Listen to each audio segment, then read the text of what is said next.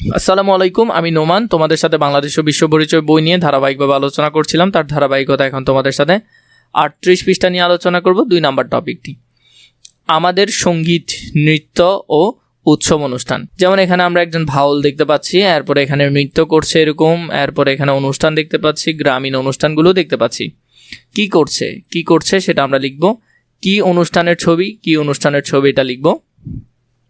কি করছে, প্রথম ছবিতে যদি আমরা দেখি একতারা বাজিয়ে বাউল গান গাইছে, তো প্রথমটাতে তুমি এটা সুন্দর করে লিখতে পারো, এখানে একতারা বাজিয়ে বাউল গান গাইছে। 2 নাম্বার ছবিতে তুমি দেখতে পারো মেয়েটি নৃত্য করছে, এটি একটি শাস্ত্রীয় নৃত্যের ভঙ্গি, তো এখানে 2 নাম্বারের মধ্যে এটা সুন্দর করে এখানে লিখতে পারো। 3 কি অনুষ্ঠানের ছবি, এখানে হলো যে এটি একটি পহেলা বৈশাখ নববর্ষ অনুষ্ঠানের ছবি, এখানে মঙ্গল শোভাযাত্রা ও আনন্দ উদযাপন করা হচ্ছে, এটা 3 নাম্বারে লিখতে পারো। এরপরে 4 নম্বরে যেটা লিখতে পারো কি অনুষ্ঠানের ছবি, এখানে গ্রাম্য মেলার ছবি, গ্রামে সবাই মিলে আনন্দ করছে, বিভিন্ন জিনিস বিক্রি হচ্ছে এবং উৎসব পালন করা হচ্ছে, এটা খুবই গুরুত্বপূর্ণ, এখানে এটা লিখবে। সঙ্গীত হলো সংস্কৃতির একটা গুরুত্বপূর্ণ উপাদান। বাংলাদেশে নানান ধরনের সঙ্গীত রয়েছে, এগুলো হলো ভাওয়াল, জারি, সারি, ভাটিয়ালি, পল্লী গীতি, ভাওয়াইয়া, নজরুল সঙ্গীত, রবীন্দ্রসঙ্গীত, আধুনিক গান ইত্যাদি। ফকির লালন শাহের লালন গীতি এবং হাসান রাজার গানও খুব জনপ্রিয়। এদেশের বিভিন্ন অঞ্চলের আঞ্চলিক গান আমাদের হৃদয়ে ছুঁয়ে যায়। এছাড়াও বিভিন্ন নৃগোষ্ঠীর নিজস্ব ভাষার সঙ্গীতও খুব জনপ্রিয়। এরপরে হলো নৃত্য। আমাদের সংস্কৃতির বিশেষ উপাদান হচ্ছে নৃত্য বা নাচ। আমাদের দেশে নানান ধরনের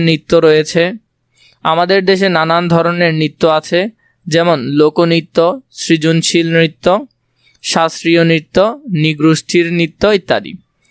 লোকনৃত্য হচ্ছে কোনো একটি অঞ্চলে বসবাসকারী জনগোষ্ঠীর জীবন ঘনিষ্ঠ নৃত্য, যেমন ধামাইল, জারি গানের সঙ্গে নাচ, সারি গানের সঙ্গে নাচ, সাপুড়ে নাচ, এগুলা। এরপর হলো সৃজনশীল নৃত্য হচ্ছে নজরুল সঙ্গীত, রবীন্দ্রসঙ্গীত, আধুনিক গান, দেশাত্মবোধক গানের ভিত্তি করে পরিবেশিত নৃত্য। এরপরে বিভিন্ন নৃগোষ্ঠীর ঝুম নৃত্য, থালা নৃত্য, বাঁশ নৃত্য, ছাতা নৃত্য খুবই চমৎকার। নিজেদের ঐতিহ্যবাহী পোশাক, বাদ্যযন্ত্র ও গানের সাথে তারা কখনো একত্রে কখনো বা এককভাবে নাচে। এরপরের টপিক হলো উৎসব। বাংলাদেশের প্রধান সামাজিক উৎসব হচ্ছে বাংলা নববর্ষ, এটা খুবই গুরুত্বপূর্ণ, ভালো করে দেখবে। বাংলা বছরের প্রথম দিন অর্থাৎ পহেলা বৈশাখ এই উৎসবটি পালিত হয়। অন্যান্য নৃগোষ্ঠী বিজু, সাংরাই ইত্যাদি নামে পহেলা বৈশাখ পালন করে। এছাড়া রয়েছে নবান্ন উৎসব। কৃষকের ঘরে নতুন ফসল তোলা উপলক্ষে এই উৎসব পালিত হয়। ঘরে ঘরে পিঠা,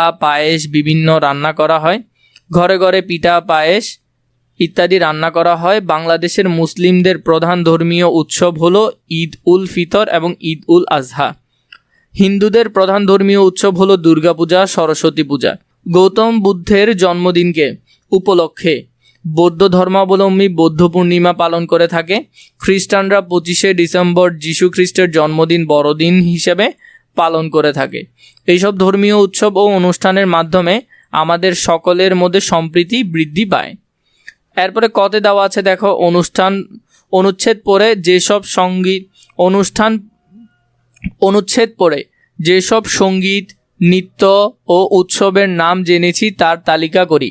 তাহলে এখানের মধ্যে আমরা যেটা দেখতে পারতেছি, প্রথমে আছে সঙ্গীত, এরপরে নৃত্য, এরপরে হলো উৎসব। তো আমরা সঙ্গীত সম্পর্কে লিখবো, নৃত্য সম্পর্কে এবং উৎসব সম্পর্কে লিখবো।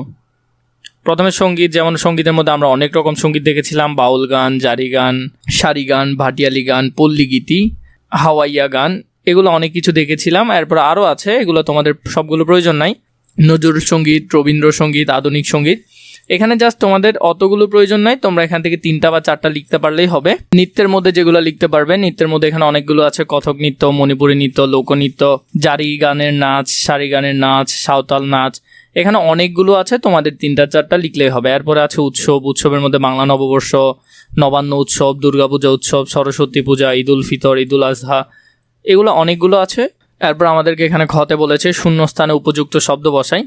বাংলা নববর্ষ, বৌদ্ধ পূর্ণিমা, লালন গীতি, লোকনৃত্য, এগুলো আমরা বসাবো। যেমন ফকির লালন শাহের গানকে আমরা কি বলি? লালন গীতি বলি, তাহলে এটা 1 নম্বর হবে লালন গীতি।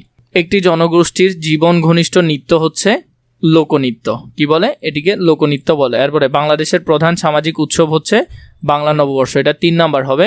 গৌতম বুদ্ধের জন্মদিন উপলক্ষে পালন করা হয় বুদ্ধ পূর্ণিমা, এটা হবে 4 নম্বরটা। তো এইভাবে করে তোমরা এগুলোও পূরণ করতে পারবে। এরপরে 3-এ আছে বাম পাশের শব্দ বাক্যাংশের সাথে মিল রেখে ডান পাশের উপযুক্ত শব্দ বাক্যাংশ দাগ টেনে মিল করি। যেমন সাপুরে নাচ, সাপুরে নাচ এটা এক ধরনের হলো লোকনৃত্য। এটা কি? লোকনৃত্য। ভাটিয়ালি এটা এক ধরনের সঙ্গীত বা গান। এরপরে হলো যে নতুন ফসল তোলার উৎসব, নবান্ন উৎসব, এটা বড়দিন, এটা একটা উৎসব। ঘ নম্বরে আছে মনে করি আমি পহেলা বৈশাখ বা অন্য কোনো একটি উৎসব অনুষ্ঠানে অংশগ্রহণ করেছি। অনুষ্ঠানে আমি কি কি দেখেছি বা কি কি কাজ করেছি তার একটি তালিকা তৈরি করি। তো এখানের মধ্যে আমরা সেটা তালিকাটা করব। আমি পহেলা বৈশাখ অনুষ্ঠানে অংশগ্রহণ করেছি, পহেলা বৈশাখ, তাহলে এখানের মধ্যে পহেলা বৈশাখ লিখবে এখানে। তো 4টা কাজ কি করেছি? আমি মঙ্গল শোভাযাত্রায় অংশগ্রহণ করেছি। 2 নম্বরে আমি পান্তা ইলিশ খেয়েছি। 3-এ আমি গান ও নাচ উপভোগ করেছি। 4-এ আমি বন্ধুদের সঙ্গে আনন্দ করেছি। তো এই বিষয়গুলো এখানে সুন্দর করে তোমরা লিখে ফেলবে, এখানের মধ্যে 4টা ধাপে লিখে ফেলবে।